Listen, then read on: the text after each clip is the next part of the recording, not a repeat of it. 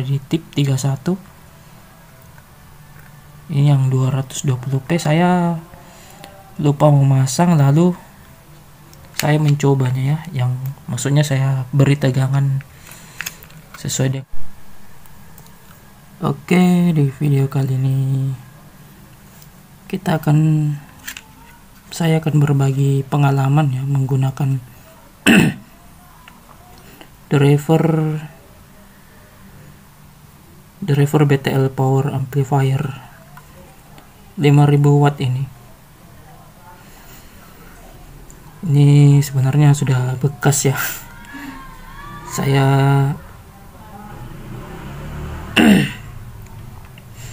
Saya tidak menggunakannya lagi karena saya pernah coba perbaiki, tapi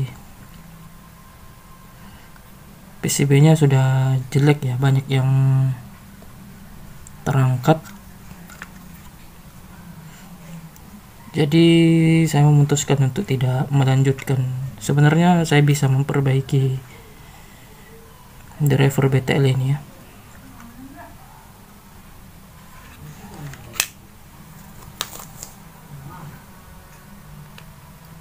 Saya akan berbagi pengalaman servis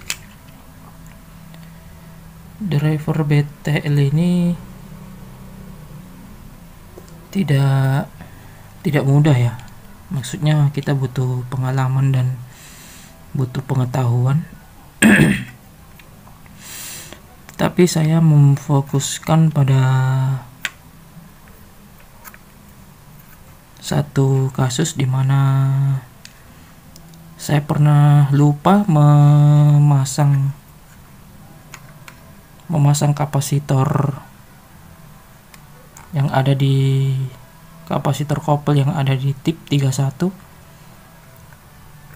Ini yang 220p saya lupa memasang, lalu saya mencobanya ya, yang maksudnya saya beri tegangan sesuai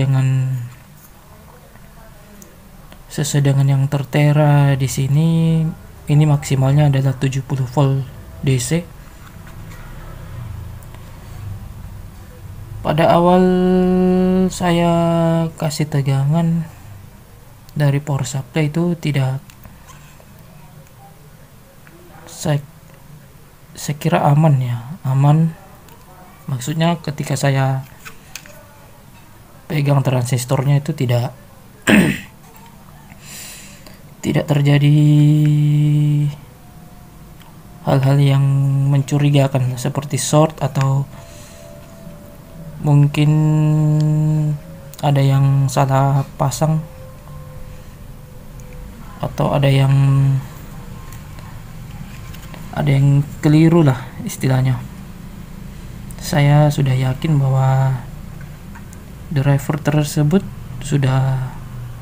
seharusnya sudah bunyi ketika disambung ke speaker dan diberi input MP3, maka harusnya driver ini berbunyi. Tetapi karena saya lupa memasang ini, saya melepas kapasitor kopel base collector ya. Saya menamakan kapasitor ini kapasitor base collector karena memang dia mengkopel antara base dengan kolektor. Dia kapasitor kopel begitu.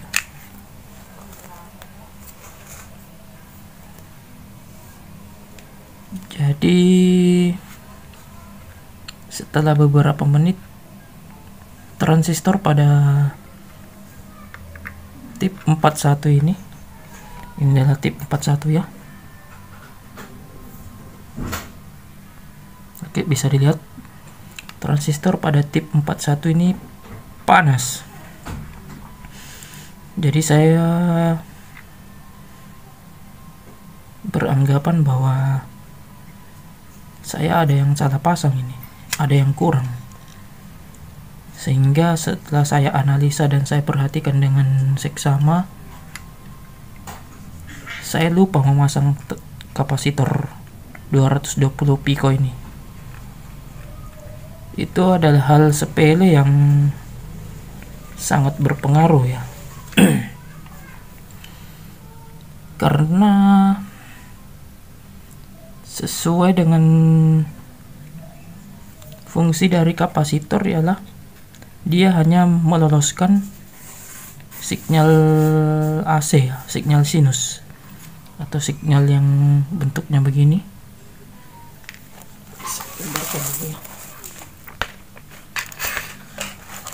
Jadi karakter dari kapasitor itu kan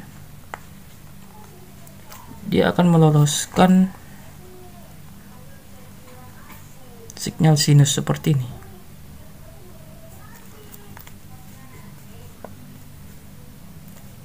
Dan dia akan memblok sinyal yang lurus. Ini akan lolos dan ini akan diblok oleh kapasitor. Sesuai dengan karakter kapasitor tersebut, jadi saya mempunyai analisa bahwa meskipun satu komponen yang dilupa, maka hal tersebut tidak boleh terjadi pada sistem elektronik amplifier itu. Maka saya menganalisa bahwa tegangan plus akan ketemu dengan tegangan min,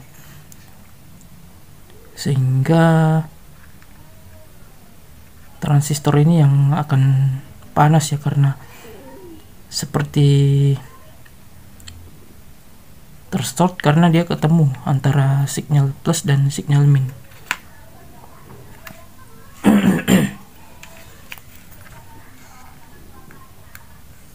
Jadi setelah saya pasang kembali kapasitor yang kecil ini yang saya lupa, dan alhamdulillah tidak ada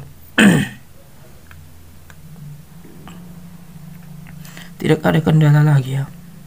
Maksudnya sudah normal. Saya tes pun menggunakan, saya beri sinyal sinus atau sinyal suara, speakernya bunyi. Jadi kesimpulannya,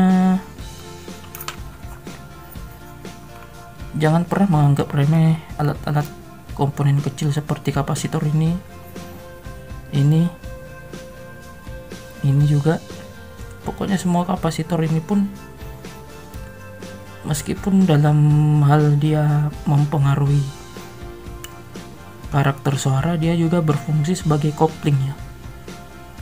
Dia akan meloloskan sinyal sinus, tetapi dia akan menahan sinyal DC atau sinyal DC, sinyal yang lurus seperti yang ada di gambar tadi.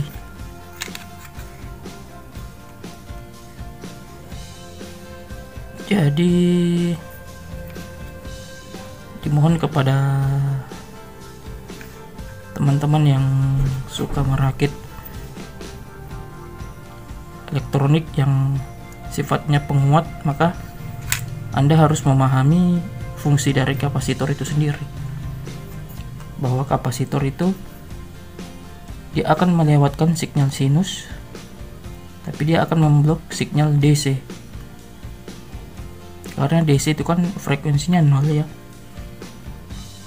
Ya, mungkin cukup sekian dulu video dari Politeknik TV. Jangan lupa like dan subscribe, dan tetap saksikan video bermanfaat lainnya.